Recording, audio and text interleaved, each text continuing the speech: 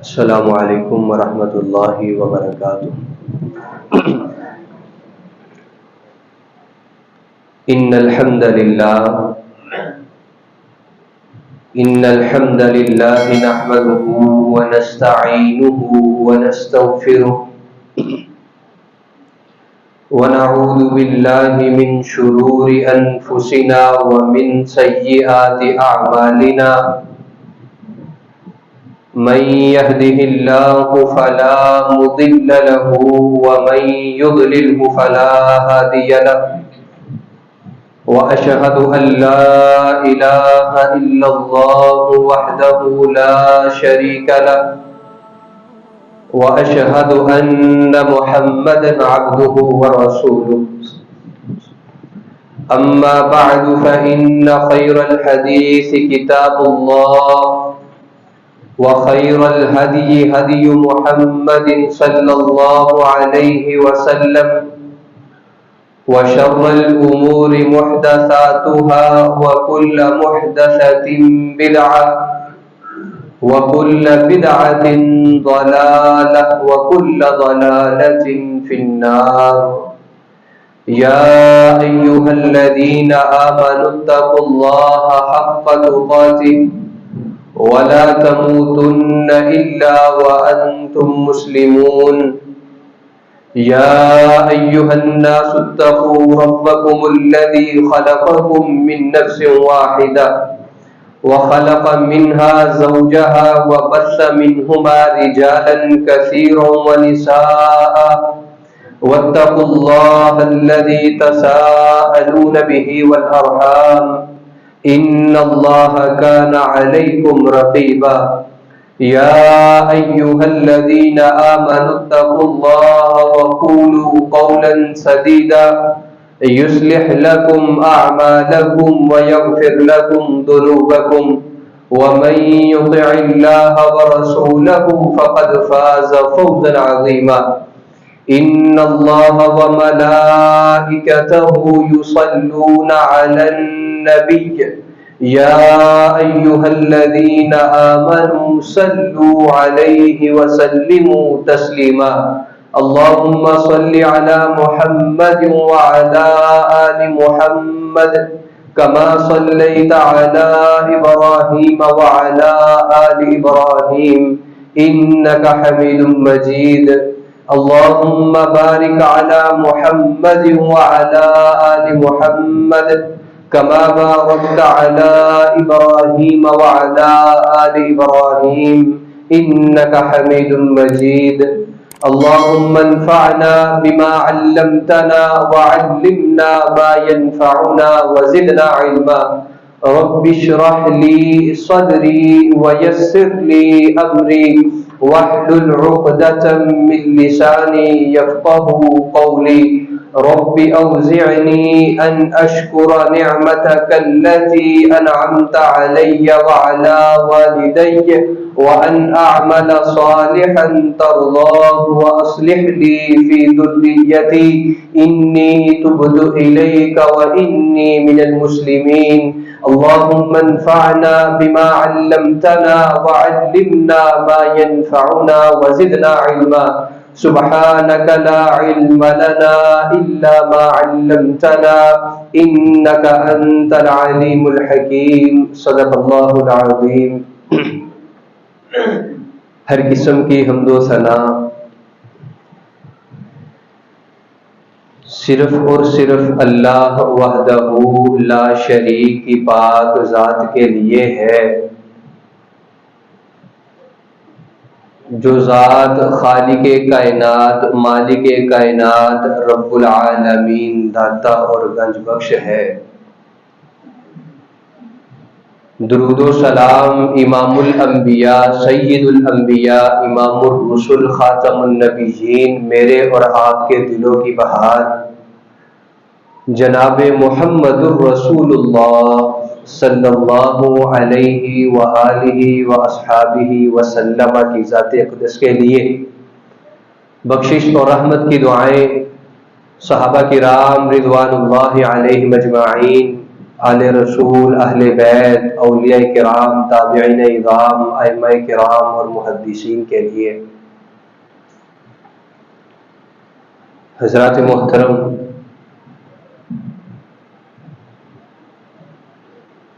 سب سے پہلے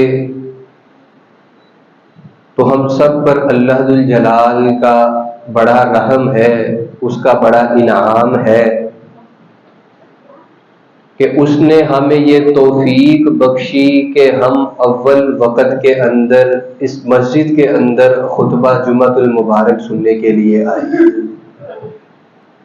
اللہ ذو الجلال ہمارا یہ آنا قبول فرمائے، وگرنہ آپ ایک سروے کر لیں، معائنہ کر لیں، دیکھ لیں، بلکہ آپ نے آتے ہوئے دیکھا بھی ہوگا کہ ہر بندہ اپنے اپنے مشن میں، اپنی اپنی مصروفیت میں مصروف ہے۔ کوئی دکانداری میں مصروف ہے، کوئی اپنے گاہکوں میں لگا ہوا ہے، کسی کو اس کے کاروباری معاملات وہ مسجد میں نہیں آنے دیتے۔ اللہ ذو الجلال کا خاص طور پر جن پر انعام ہوتے ہیں، جن کو اس کی طرف سے توفیق ملتی ہے، وہی اول وقت کے اندر صرف مسجد کے اندر آ سکتے ہیں۔ سب سے پہلے تو یہ چیز۔ دوسرا، حضرت یہ جو دنیا اللہ ذو الجلال نے بنائی، ازل سے اس کا جو نظام چلتا آ رہا ہے، اللہ ذو الجلال کی ذات کے بعد اس دنیا کے اندر اللہ ذو الجلال نے جتنے انبیاء کو مبعوث کیا، جن کی تعداد کم و بیش 1,24,000 کے قریب ہے، اللہ ذو الجلال کی ذات کے بعد وہ اس دنیا کا سب سے افضل ترین شخص اور شخصیت ہوا کرتی تھی، جن کو اللہ ذو الجلال اپنا نائب، اپنا خلیفہ اس زمین کے اوپر مقرر کرتے تھے۔ روئے زمین کے اوپر سب سے بہترین وہ شخص ہوا کرتا تھا۔ اس کے بعد اس کی جو دعوت کو تسلیم کرنے والے، اس کے حواری، اس کے دوست، وہ اللہ ذو الجلال کے سب سے برگزیدہ بندے ہوا کرتے تھے۔ یہی معاملہ نبی علیہ الصلوۃ والسلام کے ساتھ بھی تھا۔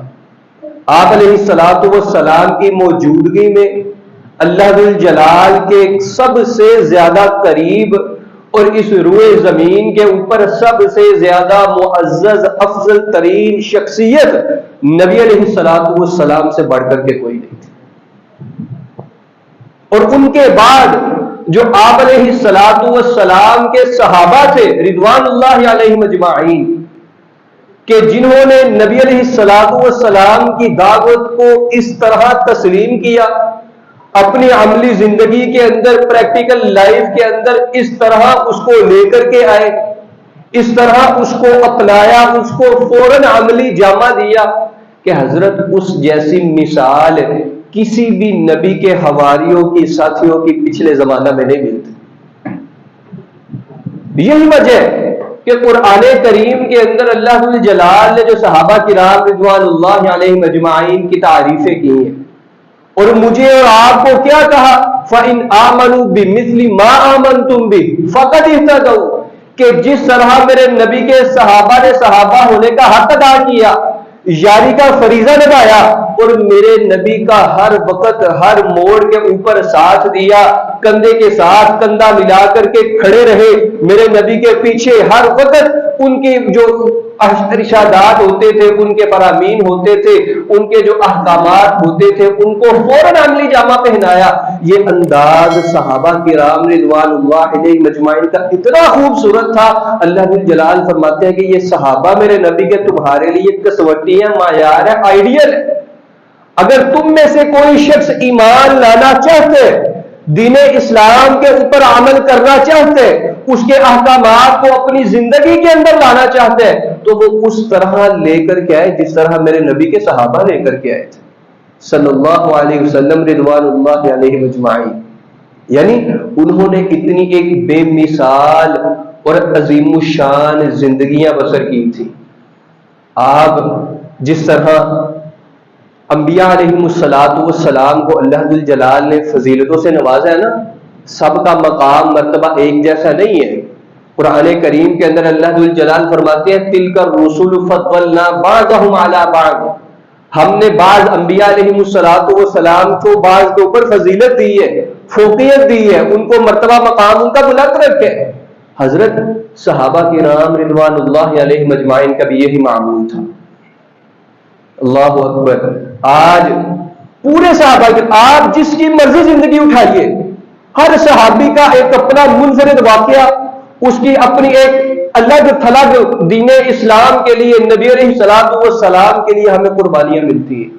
ہر صحابی کا اپنا اپنا ایک ایمان کا لیول، جوش کا جذبہ، جس کا مرضی آپ واقعہ اٹھا کر کے پڑھیے، یقین جانیے کہ بندے کا ایمان تازہ ہو جاتا ہے۔ آج ان شخصیات میں سے صرف ایک شخصیت کا تذکرہ کرنا مقصود ہے کہ انہوں نے اپنی زندگی کیسے گزاری، اسلام کے بعد اللہ ذو الجلال نے ان کے ساتھ کیسے کیسے معاملات کیے، اور وہ شخصیت تو وہ شخصیت تھی کہ کسی کو اللہ ذو الجلال توفیق دے رہے ہیں، کوئی نبی علیہ الصلوۃ والسلام کی دعوت سن کر کے اسلام قبول کر رہا ہے، یعنی لوگ اسلام کے اندر داخل ہو رہے ہیں، لیکن حضرت وہ شخصیت تو اتنی بے مثال شخصیت تھی کہ جن کو نبی علیہ الصلوۃ والسلام نے خود دعا کر کے لیا۔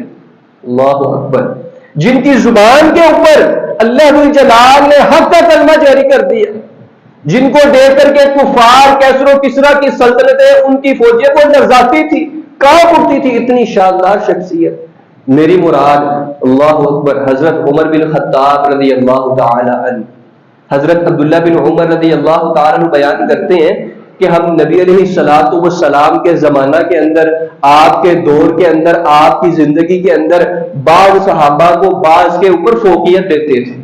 ہم نبی علیہ الصلوۃ والسلام کے بعد سب سے افضل ترین شخصیت وہ جناب ابوبکر صدیق رضی اللہ تعالیٰ عنہ کو تسلیم کرتے تھے۔ ان کے بعد ہمارے نزدیک سب سے زیادہ مرتبہ وہ جناب عمر بن خطاب رضی اللہ تعالیٰ عنہ کا ہوا کرتا تھا۔ یہ صحابہ کرام رضوان اللہ علیہم اجمعین کو مرتبہ دیتے تھے۔ محمد بن حنفیہ جو حضرت علی المرتضی رضی اللہ تعالی عنہ حیدر کرار، اللہ اکبر، ان کے بیٹے، انہوں نے سوال کیا، اے ابا جی آپ مجھے یہ بتلائیے نبی علیہ الصلوۃ والسلام کے بعد سب سے افضل ترین شخص کون ہے؟ وہ کہتے ہیں حضرت ابوبکر صدیق رضی اللہ تعالی عنہ۔ انہوں نے پھر پوچھا اللہ کے پیارے صحابی ابا جی اس کے بعد کن کا نمبر آتا ہے؟ فرمایا جناب عمر بن خطاب رضی اللہ تعالی عنہ۔ اللہ اکبر۔ اور یہ بات خود نبی علیہ الصلوۃ والسلام نے بھی اپنی نبوت والی زبان سے ارشاد فرمائی تھی۔ عمر بن عاص رضی اللہ تعالی عنہ بیان کرتے ہیں کہ ایک دفعہ ہم بیٹھے ہوئے تھے، سارے صحابہ موجود تھے، تو میں نے سوال کیا اللہ کے رسول آپ کو سب سے زیادہ کس سے محبت ہے؟ تو نبی علیہ الصلوۃ والسلام فرماتے ہیں عائشہ سے رضی اللہ تعالی عنہا۔ میں نے کہا اللہ کے رسول مردوں میں سے؟ فرمایا ابوبکر صدیق رضی اللہ تعالی عنہ سے۔ میں نے پوچھا اللہ کے رسول ثم ان کے بعد پھر کس سے محبت ہے؟ فرمایا عمر بن خطاب رضی اللہ عنہ۔ یہ نبی علیہ الصلوۃ والسلام نے خود ارشاد فرمایا، اور آپ رضی اللہ تعالی عنہ کے متعلق تو اتنے شاندار الفاظ ارشاد فرمایا کہ لو کان نبی بعدی، اگر میرے بعد اس روئے زمین کے اوپر کوئی نبی آنا ہوتا لکان عمر و عمر بن خطاب رضی اللہ تعالی عنہ ہوتے۔ اتنی شاندار شخصیت تھی۔ ہم شروع کرتے ہیں ان کی ولادت سے۔ ان کی ولادت عام الفیل، فیل کا سال، جس سال کے اندر ابرہہ بیت اللہ کو نعوذ باللہ مسمار کرنے کی نیت لے کر کے آیا تھا، اسی سال کے اندر نبی علیہ الصلوۃ والسلام کی ولادت ہوئی تھی۔ اس کو کہا جاتا ہے عام الفیل، ہاتھی لے کر کے آیا تھا نا، فیل عربی کے اندر ہاتھی کو کہا جاتا ہے۔ تو نبی علیہ الصلوۃ والسلام کی ولادت کے 13 سال بعد، عام الفیل کے 13 سال بعد جناب عمر بن خطاب رضی اللہ تعالی عنہ کی ولادت ہوئی۔ صحیح مسلم سے اس بات کا ثبوت بھی ملتا ہے۔ نبی علیہ الصلوۃ والسلام کی زندگی، جناب ابوبکر صدیق رضی اللہ تعالی عنہ کی زندگی، عمر بن خطاب رضی اللہ تعالی عنہ کی زندگی، یہ تینوں سجنوں کی، تینوں یاروں کی، تینوں بیلیوں کی زندگی حضرت 63 برس تھی، اور آپ رضی اللہ تعالی عنہ نبی علیہ الصلوۃ والسلام کے بعد تقریباً 13 سال تک زندہ رہے تھے۔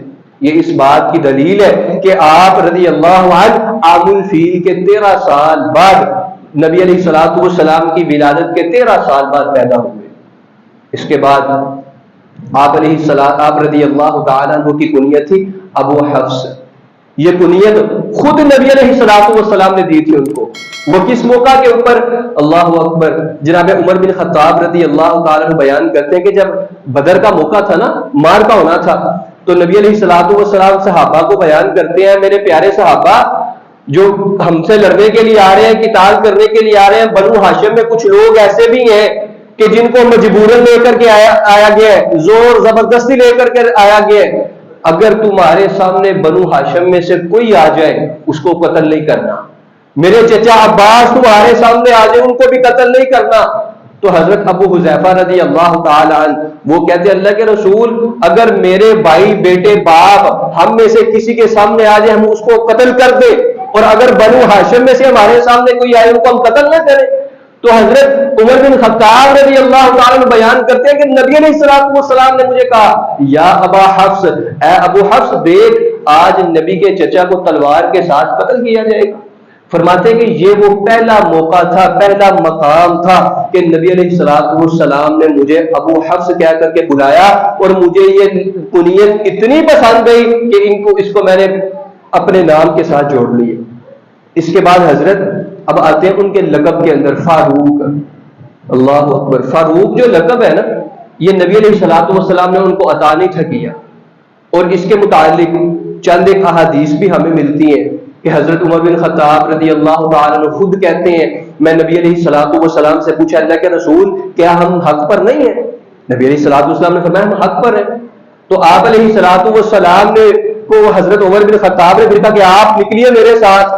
نبی علیہ الصلوۃ والسلام کو انہوں نے 2 صفوں کے اندر نکالا، بیت اللہ کے اندر لے کر کے آئے سرعام عبادت کرنے کے لیے.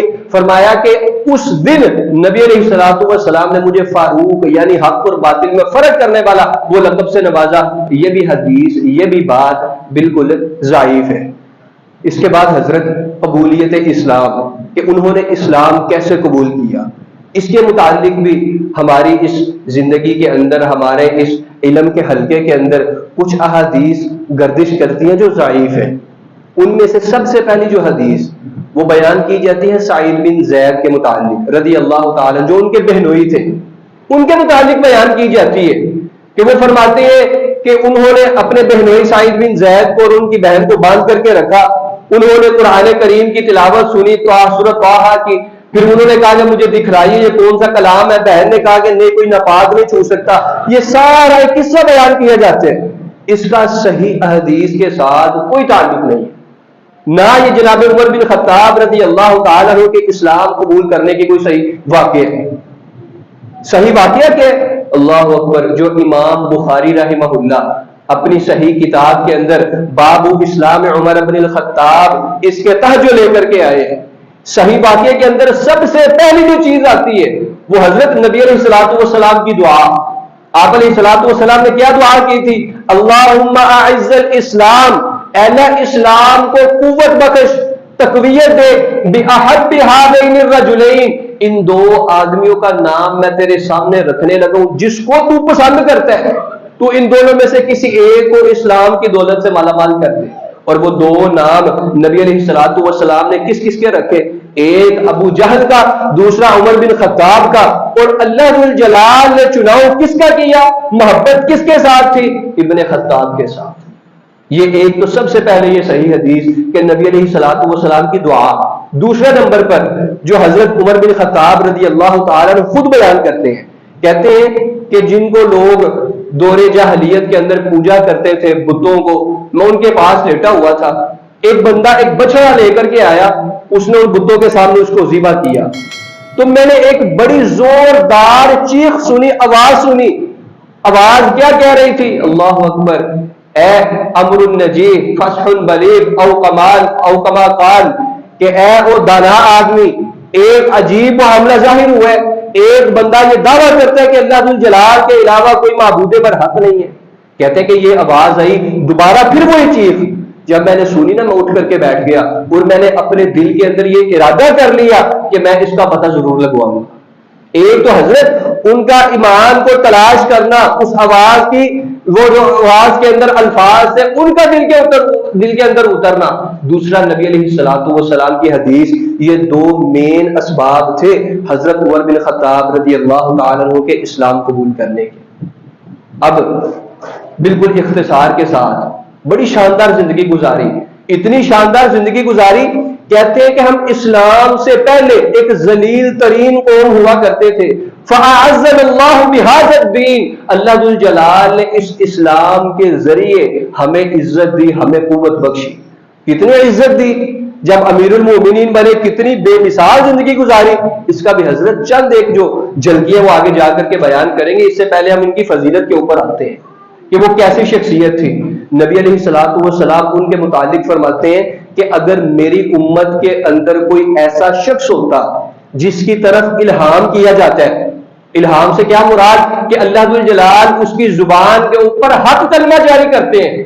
فرمایا کہ اگر میری امت کے اندر کوئی ایسا شخص ہوتا لکان عمر بن الخطاب, وہ عمر بن خطاب رضی اللہ تعالیٰ. سچ کتنا آپ دیکھیے حضرت عمر بن خطاب رضی اللہ تعالیٰ عنہ کی سیرت کا مطالعہ کریں.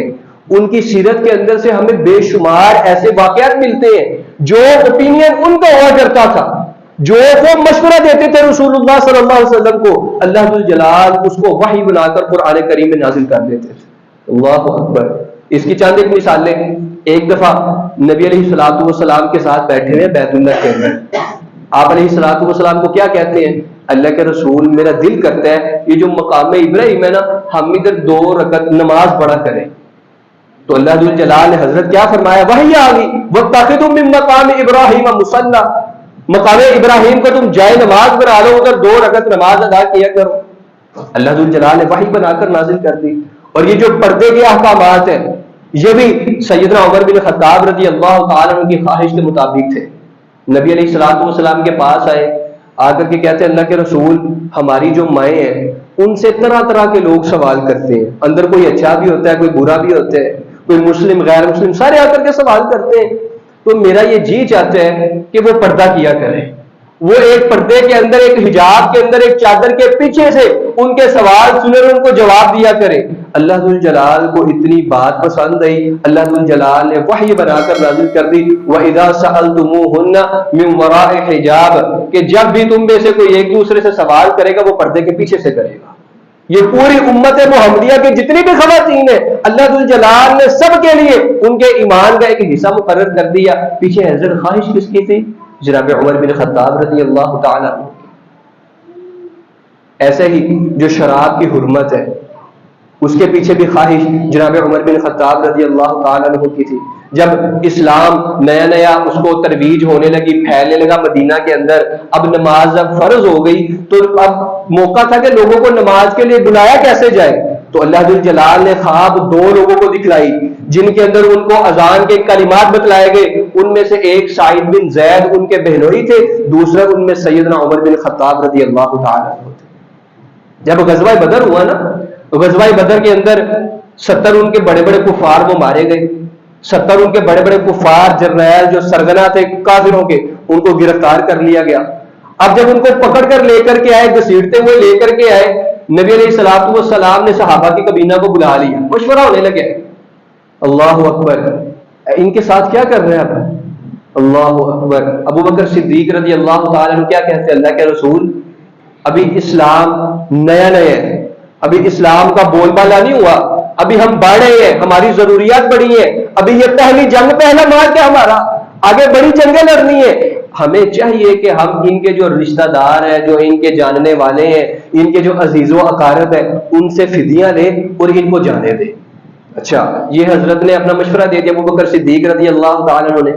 حضرت عمر بن خطاب رضی اللہ تعالیٰ عنہ پوچھا گیا, حضرت آپ کا کیا مشورہ ہے, آپ کا کیا سوچ ہے, کیا آپ کا بچار ہے ان کے معاملے میں. کہتے اللہ کے رسول میں ابو بکر صدیق رضی اللہ تعالیٰ عنہ کے بالکل اپوزٹ ہوں. میں کہتا ہوں عقیل کو دے علی کے ہاتھ میں, میرے رشتہ دار میرے قبیلہ والے دے مجھے, ابو بکر صدیق رضی اللہ تعالیٰ عنہ کے جاننے والے دے انہیں, ہم ان کی گردنیں اتار کر کے آپ کے قدموں میں رکھ دیتے ہیں جنہوں نے مکہ کے اندر آپ کو اتنی اذیتیں دی تھی. اللہ اکبر. جناب عمر بن خطاب رضی اللہ تعالیٰ عنہ کی بنسبت نبی علیہ الصلوۃ والسلام نے حضرت ابو بکر صدیق رضی اللہ تعالیٰ عنہ کا مشورہ قبول کیا. جب ساری بات ہو گئی اس کے اوپر، یہ ڈن ہو گیا، فیصلہ ہو گیا، اعلان کر دیا گیا کہ آؤ اپنے اپنے جو کفار کے سردار ہیں، اپنے اپنے جو عزیز و اقارب ہے، اتنا فدیہ اتنا ہدیہ جو بھی معاملہ وہ دے کر کے اپنے قیدیوں کو لے جاؤ۔ تو جب اگلا دن ہوا نا، جناب عمر بن خطاب رضی اللہ تعالی عنہ مسجد میں آئے، جناب ابوبکر صدیق اور نبی علیہ الصلوۃ والسلام دونوں مسجد کے اندر بیٹھ کر زار و بدار ہو رہے ہیں۔ کہتے ہیں اللہ کے رسول مجھے بات بتلائیے کیا بات ہے؟ تو نبی علیہ الصلوۃ والسلام فرماتے ہیں عمر جو تیرا مشورہ تھا اللہ ذو الجلال کا بھی وہی معاملہ تھا۔ اللہ ذو الجلال نے وحی نازل کی ہے، لولا کتاب من اللہ سبق لمسکم فیما اخذتم عذاب عظیم۔ اے پیارے حبیب اگر تقدیر میں اس طرح نہ لکھا ہوتا، لیکن جو آپ سے یہ کام ہوا ہے، جو آپ نے کفاروں کے سرغنوں کو آزاد کیا ہے، آپ کو ضرور کوئی نہ کوئی سزا آپ کو ملتی۔ حضرت عمر بن خطاب رضی اللہ تعالیٰ عنہ کا جو مشورہ زمین کے اوپر تھا، اوپر عرش کے اوپر اللہ ذو الجلال کا بھی وہی معاملہ تھا۔ اتنی شاندار شخصیت، اور ایسی شخصیت نبی علیہ الصلوۃ والسلام کو جب معراج ہوا، یا ویسے خوابوں کے اندر آپ علیہ الصلوۃ والسلام کو جنت اور جہنم دکھائی جاتی تھی، آپ کو کسی کا محل نہیں دکھلایا گیا سوائے ایک محل کے، ایک گھر کے۔ اللہ اکبر! وہ کون سا؟ نبی علیہ الصلوۃ والسلام بیان کرتے ہیں کہ مجھے دکھلایا گیا کہ ایک عظیم الشان محل ہے، اور میں نے جب پوچھا نا کہ یہ کس کا ہے، مجھے بتلایا گیا یہ قریش کے ایک آدمی کے۔ میں نے یہ خیال کیا شاید یہ میرا ہے۔ آپ امیجن کریں کہ وہ کتنا عظیم الشان گھر محل، کتنا شاندار ہوگا کہ جس کو امام کائنات تصور کر رہے ہیں کہ یہ ہو سکتا ہے میرا ہے۔ تو فرمایا کہ نہیں اللہ کے رسول یہ عمر بن خطاب رضی اللہ تعالیٰ عنہ۔ اللہ اکبر!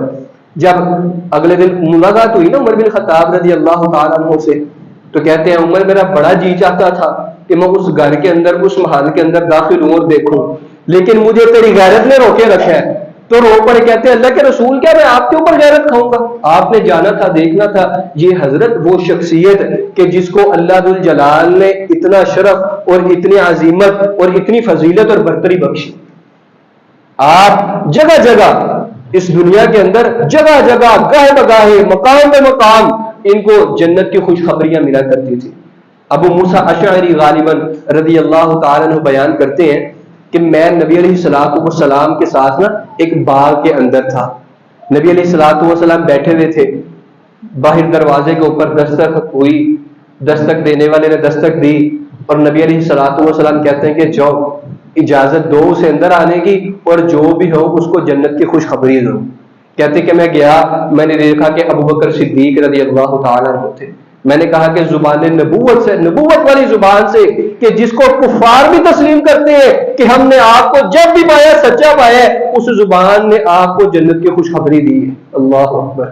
کہتے ہیں انہوں نے اللہ کا شکر ادا کیا، اندر آگے بیٹھ گئے۔ کچھ دیر گزری، پھر دروازے پر دستک ہوئی، پھر نبی علیہ الصلوۃ والسلام کے وہی کلمے، وہی جملے، وہی بات کہ جاؤ جا کر کے آنے والے کو اجازت دو، جنت کی بشارت دو۔ کہتے ہیں کہ میں اس دفعہ گیا تو دروازے کے اوپر جناب عمر بن خطاب رضی اللہ تعالیٰ عنہ موجود تھے۔ آپ نبی علیہ الصلوۃ والسلام کی سیرت کا مطالعہ کریں، آپ جناب ابوبکر صدیق کی سیرت کو پڑھیں، عمر بن خطاب کی سیرت کو پڑھیں، آپ کو جگہ جگہ یہ باتیں ملیں گی۔ نبی علیہ الصلوۃ والسلام آئے، ابوبکر آئے، عمر بن خطاب آئے، جگہ جگہ یہ تینوں یار آپ کو یا اکٹھے جاتے ہوئے ملیں گے یا یکے بعد دیگر، جگہ جگہ حضرت اللہ ذو الجلال نے یہ ترتیب لگائی۔ تو وہ شخصیت تو وہ تھی کہ جن کو قرآن کریم کے اندر، جن کے ایمان، سارے صحابہ کا ایمان ہمارے لیے کسوٹی معیار ہے۔ آپ ان کی احادیث کے اندر ان کی مختلف فضیلتیں، اللہ ذو الجلال نے ان کو برتری دی، صحابہ کرام رضوان اللہ علیہم اجمعین ان کو افضل سمجھا کرتے تھے۔ ان کی پوری ایک زندگی پڑھے، بندے کا ایمان تازہ ہو جاتا ہے حضرت جس طرح کی انہوں نے زندگی گزاری۔ جب ابوبکر صدیق رضی اللہ تعالیٰ عنہ کی اللہ اکبر وفات کا وقت قریب آیا نا، اب موقع تھا آگے کسی کو خلیفہ بنانے کا، تو انہوں نے جناب عمر بن خطاب رضی اللہ تعالیٰ عنہ کو نامزد کیا۔ اللہ اکبر! دیکھیے گا کہ وہ کسی دور کے اندر، کسی وقت کے اندر اتنے سخت ہوا کرتے تھے کہ کفار ان سے اتنا ڈرا کرتے تھے۔ اللہ اکبر! خلیفہ بننے کے بعد ان میں سے کیسی چینجنگ آئی ہے۔ پہلے کیا تھا؟ نبی علیہ الصلوۃ والسلام کے پاس قریش کی کچھ عورتیں بیٹھی ہیں، بات چیت ہو رہی ہے، عمر بن خطاب آئے، انہوں نے دروازے کے اوپر دستک دی، اندر آنے کی اجازت طلب کی، جلدی جلدی عورتیں کھڑے ہو گئی، اپنے پردے سیدھے کرنے لگ گئی۔ نبی علیہ الصلوۃ والسلام نے ان کو اندر آنے کی اجازت دی اور مسکرا رہے ہیں۔ حضرت عمر بن خطاب کہتے ہیں اضحک اللہ سنک، اللہ کے رسول اللہ آپ کو ہمیشہ خوش رکھے، کیا معاملہ ہے؟ تو کہتے ہیں عمر میرے سے ایسے ایسے مطالبے کر رہی تھی، تو آیا کہ تیرے ڈر کی وجہ سے ایسے ایسے سیدھی ہو گئی، ساری چپ کر گئی ہیں۔ اللہ اکبر۔ تو ان کو ڈانٹنے لگ گئے کہ تم نبی علیہ الصلوۃ والسلام سے زیادہ مجھ سے ڈرتی ہو۔ آپ علیہ الصلوۃ والسلام کو آپ علیہ الصلوۃ والسلام کہنے لگے والذی نفسی بیدی، اے عمر قسم ہے اس ذات کی جس کے ہاتھ میں میری جان ہے، تو وہ شخص ہے، تیرا روب دبدبہ ہیبت اتنی زیادہ کہ جس رستے کے اوپر تو چل رہا ہو شیطان وہ رستہ اختیار نہیں کرتا۔ اتنی شاندار شخصیت۔ امی جی عائشہ رضی اللہ تعالی عنہ بیان کرتی ہیں ایک دفعہ نا نبی علیہ الصلوۃ والسلام میرے حجرے میں تھے، ہمیں باہر سے کچھ بچوں کے شور شرابے کی آواز آئی، نبی علیہ الصلوۃ والسلام نے کھڑے ہو کر کے دیکھا ایک چھوٹی بچی رقص کر رہی ہے اور دوسرے جتنے چھوٹے بچے تھے وہ اس کے ارد گرد بیٹھے ہیں۔ نبی علیہ الصلوۃ والسلام نے مجھے آواز دی عائشہ یہ دیکھو، میں آپ علیہ الصلوۃ والسلام کے کندھے کے اوپر اپنی تھوڑی رکھ کے ہم دونوں کو باہر کا منظر دیکھ رہے ہیں۔ اللہ اکبر، اللہ اکبر، کتنا شاندار رشتہ تھا۔ تو کہتے ہیں کہ ہم وہ دیکھ رہے ہیں، جناب عمر بن خطاب رضی اللہ تعالی عنہ آئے اور بچے ان کو دیکھتے ہی بھاگ گئے۔ نبی علیہ الصلوۃ والسلام کیا کہتے ہیں؟ عائشہ میں اپنی آنکھوں سے دیکھ رہا ہوں کہ انسانوں اور جنوں میں سے جتنے بھی شیطان ہیں وہ عمر کے آنے کی وجہ سے سب بھاگ گئے۔ نبی علیہ الصلوۃ والسلام ایک جنگ سے واپس آئے، ایک عورت آپ کے سامنے، اللہ کے رسول میں نے یہ نظر مانی تھی کہ اگر آپ جیت کر کے فاتح ہو کر کے آتے ہیں تو میں آپ کے سامنے دف بجاؤں گی اور اشعار پڑھوں گی۔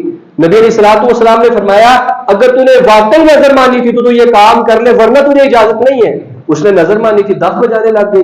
نبی علیہ الصلوۃ والسلام بھی بیٹھے ہیں، جناب ابوبکر صدیق رضی اللہ تعالی عنہ آئے، وہ دف بجاتی رہی، آگے وہ بھی بیٹھ گئے۔ عمر بن خطاب رضی اللہ تعالی عنہ آئے تو وہ دف کو نیچے رکھ کر کے وہ عورت خود دف کے اوپر بیٹھ گئی، یعنی اتنا روب دبدبا۔ تب بھی نبی علیہ الصلوۃ والسلام نے حضرت عمر بن خطاب کو یہی کہا تھا اے عمر تو وہ ہے کہ تجھ سے تو شیطان بھی ڈرتا ہے۔ اتنی شاندار شخصیت۔ اب دیکھیے کہ امیر المؤمنین بننے کے بعد کیا چینجنگ آئی، دل کس طرح نرم، کیا ان کے دل کے اندر خدشہ رہتا تھا کہ اللہ ذو الجلال کہیں کوئی مجھ سے ایسا سوال نہ کر گے جس سے میں پکڑا دوں۔ فرمایا کہ اگر دریائے فرات کے کنارے ایک بکری کا بچہ بھی مر گیا نا تو میں ڈرتا ہوں کہ کل قیامت کے دن اللہ مجھ سے یہ سوال نہ کر رہے ہیں امیر المؤمنین عمر بن خطاب وہ تیرے دور خلافت کے اندر مرا، بتا کیوں مرا؟ حضرت اتنی چینجنگ۔ ان کا معاملہ کیا تھا کہ رات کو وہ چکر لگایا کرتے تھے۔ آج ہم دیکھتے ہیں کہ کتنا رقبہ یہ پاکستان کا، تقریباً 7,96,000 مربع کلومیٹر، اور ان کی جو سلطنت تھی، ان کی جو خلافت تھی 57 لاکھ مربع کلومیٹر کے اوپر ان کی حکومت تھی۔ حضرت پاکستان جتنے 8 ملک ہو پھر ان کی جا کے مملکت پوری ہوتی ہے۔ اتنے عظیم الشان امیر المؤمنین، اور ان کا معاملہ کیا تھا کہ رات کو وہ چکر لگایا کرتے تھے گلیوں کے۔ ایک دفعہ نا ایک بازار میں جا رہے ہیں، دن کے اندر ایک عورت آ گئی روتی روتی آپ کے پاس، آ کر کے کیا کہتی ہے کہ میرا خامن فوت ہو گیا ہے، میرے بچے ہیں، کوئی کمانے والا نہیں ہے، کوئی گھر کے اندر کھانے کے لیے چیزیں موجود نہیں ہے۔ جناب عمر بن خطاب رضی اللہ تعالیٰ عنہ گئے، ایک تگڑا اونٹ دیکھا جان والا، اس کے اوپر 2 بورے پورے غلے کے بھر کے اس کے اوپر رکھے اور اس عورت کو دے دیے، اور کیا فرماتے ہیں کہ یہ ختم ہونے سے پہلے آ جائیں، اللہ ذو الجلال تجھے اور دے دے گا، اپنا نام نہیں، اللہ ذو الجلال تجھے اور دے دے گا۔ یہ حضرت صرف ایک معاملہ، آپ ان کی زندگی دیکھیے۔ ایک دفعہ رات کو چکر لگا رہے ہیں، اللہ اکبر، کہیں کوئی بھوکا تو نہیں ہے، کہیں کوئی ضرورت مند تو نہیں ہے کون؟ 57 لاکھ مربع کلومیٹر کا حکمران امیر المؤمنین جناب عمر بن خطاب، جنہوں نے نبی علیہ الصلوۃ والسلام کے احکامات کو پہچانا تھا اور عمل کیا تھا۔ آج میرے اور آپ کے لیڈر، ہم نے ان لوگوں کو اپنا لیڈر بنایا تھا حضرت جن کو نماز کا طریقہ نہیں پتا، جن کو غسل تک کا طریقہ نہیں پتا کہ پاکی کیسے حاصل کرنی ہے، ایسے ان سے آپ کیا ایکسپیکٹیشن کر سکتے ہیں؟ وہ دیکھیں جناب عمر بن خطاب رات کو چکر لگا رہے ہیں، ایک گھر کے اندر سے نا بچوں کے رونے کی آواز آئی، دستک دی، عورت باہر آئی، کہتے ہیں کہ بچے بھوک سے بل بلا رہے ہیں، میرے پاس کھانے کے لیے کچھ نہیں ہے۔ فرمایا وہ ہنڈیا تو تیری چولہے کے اوپر ہے۔ فرمایا کہ ہنڈیا کے اندر نہ صرف خالی اینٹیں ہیں جو بچوں کو میں تسلی دے رہی ہوں، حوصلہ دے رہی ہوں۔ رونے لگ گئے، فوراً گئے، غلام ان کا نافع وہ ساتھ ہوا کرتا تھا، فوراً گئے بیت المال کے اندر، انہوں نے پورا غلے کا ایک سامان، ایک تھیلا، ایک بورا اپنی کمر کے اوپر اٹھایا۔ تو نافع کیا کہتے ہیں؟ امیر المؤمنین، آپ تو امیر المؤمنین ہے، میں آپ کا غلام ہوں، خدمت گار ہوں، میں اٹھاتا ہوں۔ فرمایا کہ آج تو میرا بوجھ اٹھا لے گا، تو کل قیامت کے دن اس کی طاقت رکھتا ہے تو میرا بوجھ اٹھا سکے؟ حضرت دیکھیں وہ شخص کہ جس سے دنیا کی سلطنتیں کانپتے تھیں، وہ آج اپنے آخرت کے ڈر کی وجہ سے رو رہے ہیں۔ اللہ اکبر۔ یہ چند ایک مثال ہے۔ جب اہل شام کی طرف جنگیں ہوئی نا، مسلمانوں نے مختلف علاقوں کو فتوحات کے اندر تبدیل کیا، جنگوں کی جو نتائج تھے اللہ ذوالجلال نے بڑی فتوحات سے نوازا۔ اب ایک علاقے کے اندر مذاکرات کرنے تھے، ان سے جزیہ لینا تھا۔ عمر بن خطاب رضی اللہ تعالیٰ عنہ کو خط پہنچا، نکل پڑے۔ ایک سواری ہے، 7 غلام وہی نافع ہے، اللہ اکبر، اور 7 خود ہے۔ اب رستے کے اندر ان کا یہ معاملہ تھا کہ انہوں نے نا رستہ طے کیا ہوا تھا، ٹائم وقت مقرر کیا ہوا تھا کہ اتنے وقت سواری پر غلام نافع بیٹھے گا، عمر امیر المؤمنین وہ سواری کی مہار پکڑ کے آگے ساتھ چلے گا، اتنے وقت امیر المؤمنین بیٹھیں گے، غلام نافع وہ پیدل چلے گا۔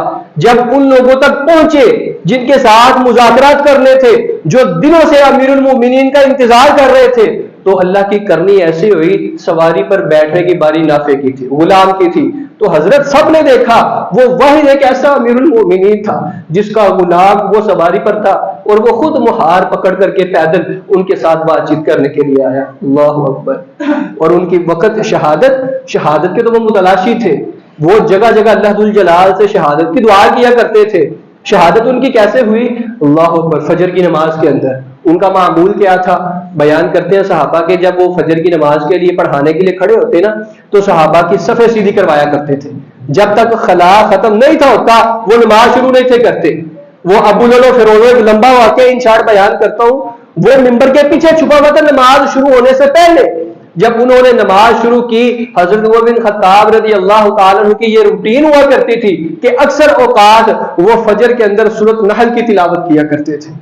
جب انہوں نے نماز شروع کی، صحابی بیان کرتے ہیں کہ ابھی قرات شروع بھی نہیں تھی کی، وہ بدبخت منبر کے پیچھے سے نکلا اور اس کے پاس 2 دھاری تلوار تھی جس کے 2 منہ تھے، اس کے اوپر زہر لگا ہوا تھا، اس نے سیدھا جناب عمر بن خطاب رضی اللہ تعالیٰ عنہ کے پیٹ میں مارے اور اس کو کاٹ دیا۔ اب وہ 2 دھاری تلوار صحابہ کو مارتا مارتا پیچھے جا رہا ہے۔ 10 صحابہ زخمی ہوئے تھے جن میں سے 7 صحابہ رضوان اللہ علیہم اجمعین اللہ کے حضور انہوں نے جامع شہادت نوش کیا تھا۔ اب صحابہ نے اس کے اوپر ایک بڑی چادر پھینکی، جب اس کو یقین ہو گیا نا نہیں بچ سکے گا، خودکشی کر لی انہوں نے۔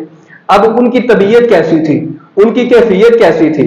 ایک صحابی کو آگے کیا، انہوں نے نماز پڑھائی، اللہ اکبر، چھوٹی چھوٹی صورتیں پڑھ کے نماز ختم کی، ان کو دیکھا، علاج معالجہ کے لے کر کے گئے۔ ان کی کیفیت اب یہ تھی کہ اگر پانی پیتے تو پیٹ کٹا ہوا تھا، پانی آنتوں کے ذریعے باہر۔ ان کے سامنے دودھ رکھا گیا، دودھ جب پینا شروع کیا، دودھ اوپر سے پیتے نیچے پیٹ کے ذریعے سے وہ نکل جاتا۔ معالج نے بھی کہہ دیا کہ آپ اپنا خلیفہ مقرر نائب جو بھی کرنا ہے آپ کر لیں، زیادہ سے زیادہ 1 سے 2 دن۔ اللہ اکبر۔ اپنے بیٹے کو بلایا، خلیفہ کتنی مملکت کے؟ 57 لاکھ مربع کلومیٹر۔ اے عمر، عبداللہ بن عمر نام تھا ان کے بیٹے کا، عبداللہ حساب لگا ذرا میرے ذمہ قرضہ کتنا۔ اللہ اکبر۔ جب حساب کیا گیا نا تو حضرت اتنا بڑا امیر المؤمنین، آج کل تو ہمارے یہ بدبختوں کی کرپشن ہی ختم نہیں ہوتی۔ آپ مڈل کلاس لو کلاس طبقے کو دیکھتے یقین جانی وہ پس چکے ہیں۔ تو جب انہوں نے حساب لگایا، اتنے بڑے امیر المؤمنین کے ذمہ 86,000 روپے کا قرضہ تھا جو انہوں نے ادا کرنا تھا لوگوں کو۔ اب اپنے بیٹے عبداللہ کے ذمہ لگایا کہ اب یہ تیری ڈیوٹی ہے، اور جا آخر میں جا کر کے میرا ایک کام اور کر، سیدہ عائشہ رضی اللہ تعالی عنہ کے پاس جا اور ان کو جا کر کے میری خواہش کے متعلق بتلا کہ اللہ کے رسول کا وہ ایک ادنا سا صحابی یہ خواہش کرتا ہے کہ ان کے قدموں کے اندر لیٹے۔ عبداللہ بن عمر رضی اللہ تعالیٰ عنہ بیان کرتے ہیں کہ جب میں گیا دستک دی، امی جی عائشہ رضی اللہ تعالیٰ عنہ رو رہی تھی۔ جب میں نے ابا جی کی سلام عرض کرنے کے بعد ان کی خواہش کا اظہار کیا تو وہ کہتے ہیں کہ وہ جگہ میں نے اپنے لیے رکھی تھی، لیکن عمر بن خطاب رضی اللہ تعالیٰ عنہ کا میرا احسان ہے جس کے بدلے آج میں وہ جگہ ان کو دیتی ہوں۔ وہ کیا کہ جب امی جی عائشہ رضی اللہ تعالیٰ عنہ پر بہتان لگا تھا، سورۃ نور کے اندر مکمل واقعہ ہے، حضرت صحابہ نے طرح طرح کی باتیں کی تھی۔ کوئی کہتا ہے اللہ کے رسول آپ کو عورتوں کی کمی ہے، آپ طلاق دے دیں، کسی اور سے شادی کر لیں، لیکن عمر بن خطاب نے کیا کہا تھا؟ اللہ کے رسول عائشہ کا انتخاب اللہ ذوالجلال نے کی ہے، تو اللہ ذوالجلال کا انتخاب کبھی غلط نہیں ہو سکتا۔ یہ بات سن کر کے نبی علیہ الصلوۃ والسلام کو تسلی ہوئی تھی وحی آنے سے پہلے۔ تو بیان کرتی ہیں کہ آج میں اپنی خواہش کے اوپر عمر کی خواہش کو ترجیح دیتی ہوں. جب حضرت عبداللہ بن عمر واپس آئے, سارا قصہ بتایا, اجازت مل گئی ہے, تو کیا کہتے ہیں, اگر اجازت دے دی نا, آج میں زندہ ہوں, کل کو جب میں مر جاؤں میری میت کو ان کے دروازے کے اوپر رکھنا, ان سے دوبارہ اجازت طلب کرنا, اگر وہ اجازت دیتی ہے تو ٹھیک, وگرنہ مجھے عام مسلمانوں کے قبرستانوں کے اندر دفنا دینا. ایسے ہی کیا, انہوں نے اجازت دی, اور وہ تینوں دوست, تینوں سجن بیلی آج بھی اکٹھے اور کل قیامت تک اکٹھے رہیں گے. حضرت عمر بن خطاب رضی اللہ تعالیٰ عنہ کی زندگی کو بیان کرنے کا مقصد, ایک تو ہمارے حکمران ان کے ساتھ کمپیئر کرے, دوسرا اپنا کہ وہ کیا تھے اور ہم کیے. نبی علیہ الصلوۃ والسلام کے احکامات انہوں نے بھی سنے تھے, آپ علیہ الصلوۃ والسلام کے فرمودات ہمارے تک نہیں آئے, انہوں نے کس طرح اس پر عمل کیا, میں اور آپ کس طرح اس پر عمل کر رہے ہیں. یہ ایک صرف صحابے کی زندگی ہے. اگر آپ سے ہو سکے نا, آپ اس موبائل کے اندر یا جو مکتبے بنے ہیں, کتب خانے ہیں, ان میں سے ایک کتاب لے کر کے آئے, حیات صحابہ کے درخشاں پہلو. یقین کریں کہ پوری فہرست ہے, آپ ایک صحابی کی زندگی کے متعلق پڑھیں گے, ایمان تازہ ہوگا. اگلے صحابی کا پڑھیں گے, رونگٹے کھڑے ہو جائیں گے. یعنی صحابہ کرام رضوان اللہ علیہم اجمعین نے ایسی ایسی زندگیاں گزاری, نبی علیہ الصلوۃ والسلام کی خاطر, اللہ ذو الجلال کی خاطر ایسی ایسی قربانیاں دیں کہ جن کو میں اور آپ سوچ بھی نہیں سکتے. تو ان کی زندگیاں بیان کرنے کا مقصد یہی ہوتے ہیں, ان کے حالات کو بتانے کا مقصد یہی ہوتا ہے. وہ بھی مسلمان تھے, میں اور آپ بھی اسلام کا دعویٰ کرنے والے ہیں. ان کا مقصد بھی ایک تھا, جنت کو حاصل کرنا. میری اور آپ کی نیت بھی یہ ہے, خواہش یہ ہے کہ ہم جنت کا حاصل کرنا چاہتے ہیں. لیکن ہم دیکھیں کہ ان کی کوششیں کیسی تھیں, انہوں نے اپنا کیا کیا قربان کیا, ہم ان کے بدلے میں کیا کریں, بالکل زیرو ہے ان کے بدلے میں. اللہ ذو الجلال ہمیں ایسی زندگیاں گزارنے کی توفیق عطا فرمائے جس طرح صحابہ کرام رضوان اللہ علیہم اجمعین نے گزاری تھی. اللہ ذو الجلال ہمیں ایسے حکمران دے, عمر بن خطاب رضی اللہ تعالیٰ عنہ نے جیسے حکمرانی کی. اللہ ذو الجلال ہم سب کی دین, دنیا و آخرت سب کی بہتر فرما دے. وآخر دعوانا ان الحمد للہ رب العالمین.